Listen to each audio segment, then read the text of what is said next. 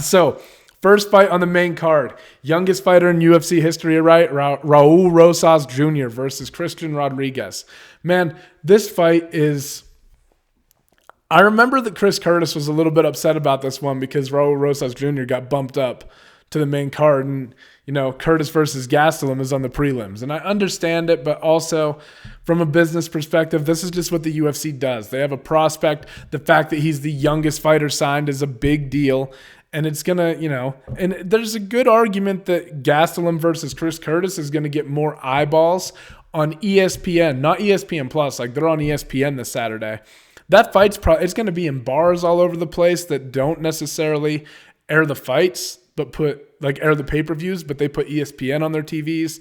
Gastelum versus Curtis is probably going to get a lot more eyes than Rosas Jr. versus Rodriguez. So there's two different ways to look at it. I mean, I don't know. I don't think the pay-per-view points would have been a big deal here. So I think Chris Curtis versus Gastelum in that head prelim spot is actually a better spot for them. But I digress. Raul Rosas Jr. versus Christian Rodriguez. So when we look at Rosas Jr., I think that you really do see, regardless of his age, you see a fighter who's UFC ready. His skill and his wrestling and everything, he's got a lot to polish up, and he's got a long way to go. And I think his claims about being able to beat everybody, obviously, at this point are far-fetched.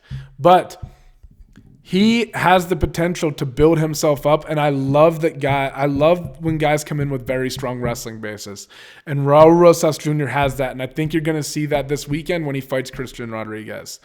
I think we've seen Rodriguez give up takedowns throughout his career. Man, I think he's going to have a hard time keeping up with the pace, the pressure, and just the technique of Rosas Jr. The thing that I think that it's like a matter of time before Rosas Jr. gets this fight to the ground and just kind of starts taking over from there in the grappling transitions. The thing that Christian Rodriguez does do well is he catches a hold of your fucking neck, man. Like, he'll get onto guillotines and stuff, and you do have to be careful there when Rosas Jr. is shooting for the takedowns. But I don't see Raul falling into those traps.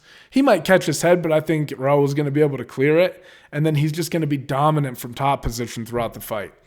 I think there is a pretty big skill gap in the wrestling department here, and I think if Raul Rosas Jr. gets offensive, you're going to see him dominate this fight from pillar to post. I think this is going to be a really good showing for him on a UFC card, a big pay-per-view card, right? A lot of big names. A lot of people are going to be tuning into this too. This is a big opportunity for him and a big moment, and I think he's going to get it done. I think it's a favorable matchup for him. Like I've said, I've just seen Christian Rodriguez, I've just seen him get taken down too many times, and by wrestlers who are not as talented as Rosas.